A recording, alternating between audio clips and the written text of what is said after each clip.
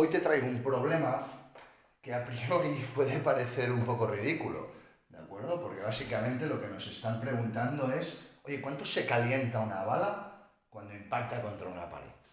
¿De acuerdo?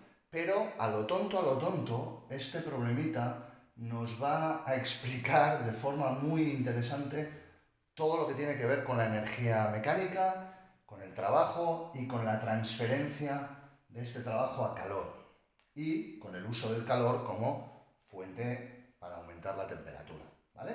Así que vamos a ello. Tenemos unos datos, nos dicen que la bala pesa 100 gramos y viaja a la velocidad del sonido, 0,1 kilos, 340 metros por segundo, y que la transferencia de calor, es decir, el trabajo que realiza, la mitad se convierte en calor. Del trabajo realizado, la mitad se convierte en calor. También nos dan el calor específico del plomo, que es el material del que está hecho la bala, y nos piden pues, la variación de temperatura de esta bala de plomo. ¿De acuerdo? ¿Cuánto se va a calentar? Bien, pues tenemos que empezar entendiendo, ¿de acuerdo? Vamos a hacer un dibujo, un esquema, ¿de acuerdo? Voy a dibujarlo así. La bala está disparada a una altura h y va a impactar sobre el muro a esta misma altura h, ¿de acuerdo? Bien, estas son las condiciones iniciales, estas son las condiciones finales. ¿Qué está pasando aquí? ¿Por qué dibujo esto? Bien, porque la energía que contiene esta bala, a priori en el momento del lanzamiento, la podemos llamar energía mecánica, ¿de acuerdo? Si nosotros calculamos esta energía mecánica, al principio, vamos a llamarla energía mecánica sub cero, y calculamos esta energía mecánica al final, energía mecánica F, podremos calcular cuál es la variación de esta energía mecánica. Y a esta variación de energía mecánica tú sabes que llamamos trabajo, ¿de acuerdo? Es decir, fijaos que conseguiremos el trabajo y con el trabajo conseguiremos el calor. Sabremos cuánta cantidad de calor se ha generado en el impacto, ¿de acuerdo? Cuánto se ha generado en el impacto. Y conociendo la capacidad específica y la masa de la bala podremos calcular la variación de temperatura, que es lo que nos interesa. Por lo tanto, fijaos que hay una relación entre la energía mecánica y el calor generado, ¿de acuerdo? Bien, pues vamos paso a paso, ¿vale? Vamos paso a paso. Energía mecánica. ¿Qué es la energía mecánica? Bien, es la energía debida al movimiento. Por lo tanto, podríamos definir que hay una parte que es la que depende de la altura a la que estamos, y a esta parte la vamos a llamar energía potencial, y también hay una parte que depende de la velocidad del objeto. A esta parte la vamos a llamar energía cinética.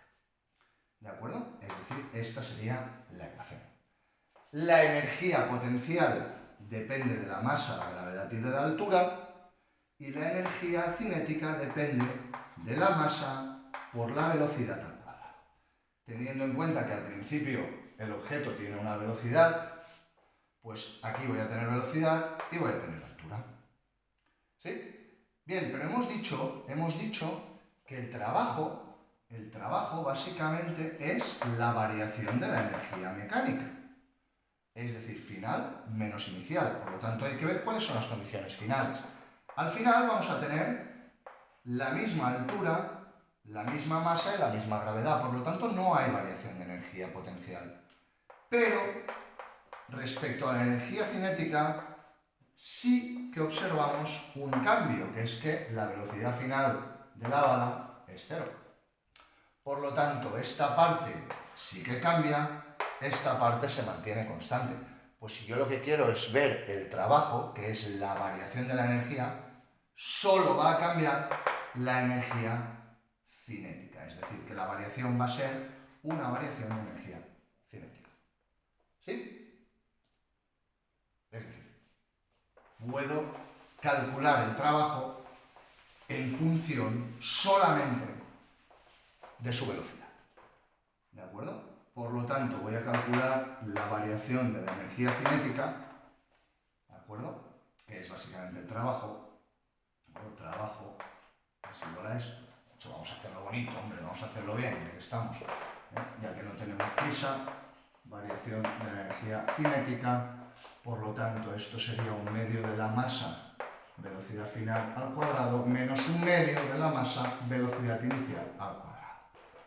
Sacamos, 1/2 de masa está en los dos lados, por lo tanto sacamos factor común, final menos inicial al cuadrado. Y esto, 1/2 de la masa, es 1/2 de 0,1 por la velocidad final al cuadrado es 0, menos la velocidad inicial al cuadrado, que es 340 al cuadrado. Calculado todo esto, nos da 5.780 joules, que es la medida de energía. ¿De acuerdo? Y este sería el trabajo, este sería negativo, porque va a haber una pérdida de energía. Bien, pero ahora viene la parte divertida, que es, oye, este trabajo hemos dicho que lo vamos a transformar en calor. Lo vamos a transformar en calor. ¿Cuánto calor se genera? Pues la mitad del trabajo, nos lo ha dicho aquí, el 50%. Por lo tanto, el calor generado es el trabajo partido 2. O sea, la mitad de 5.780, que son, si no me equivoco, 2.890 joules. ¿Sí? Bien, pues ya tendríamos el calor. Es decir, cuando esta bala impacta aquí, se genera y absorbe 2.890 joules de calor. Pues me vas a permitir borrar para hacer la segunda parte del problema, ¿vale? Vamos a borrar aquí, vamos a borrarlo todo, nos quedamos con el calor, 2.890 joules de calor. Y ahora viene la parte siguiente. Oye, ¿este calor aumenta la temperatura? Por supuesto, para eso sirve el calor. El calor es energía. Imaginaos que yo tengo un vaso de agua, una olla de agua y la pongo a calentar. ¿De qué depende los grados que aumente este agua? Pues depende básicamente de la cantidad de calor que le pongas, ¿no? Y si meto mucha agua, necesito mucho calor para mantener la variación de temperatura, ¿verdad? Por lo tanto, el calor tiene que tener alguna relación directa con la masa. A mayor cantidad de masa, más calor necesito. También tiene que ver con el material, es decir, el calor específico. Cada material tiene un calor necesario para hacer vibrar sus moléculas.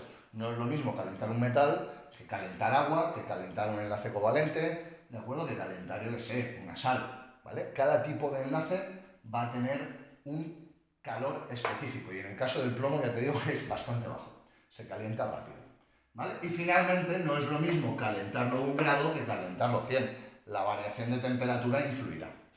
Por lo tanto, podemos establecer esta ley como la ley que nos relaciona calor y variación de temperatura, ¿de acuerdo? Esta sería la ecuación, podríamos decir, la ecuación del calor, ¿vale? Pues oye, si tengo el calor, que me lo acabo de calcular, tengo la masa y tengo la capacidad específica, pues blanco y en botella, oiga, calor es igual a masa, calor específico, variación de T, y yo quiero calcular la variación de T, pues la variación de T es calor partido masa, calor específico, La variación de temperatura en este caso serían los 2.890 joules, dividido entre 0,1, que son los kilos, por 130, que es el calor específico. Y estos son 222 grados centígrados de variación, ¿de acuerdo? Es decir, se ha calentado 222 grados centígrados, ¿vale? Así que este sería el resultado final. Y con esto damos por concluido el problema. Fijaos que hemos repasado todo el tema de energía, energía mecánica y energía calorífica. Si tenéis algún problema, si te surge alguna duda, pues déjamela en comentarios y le echamos un vistazo. Hasta el próximo vídeo.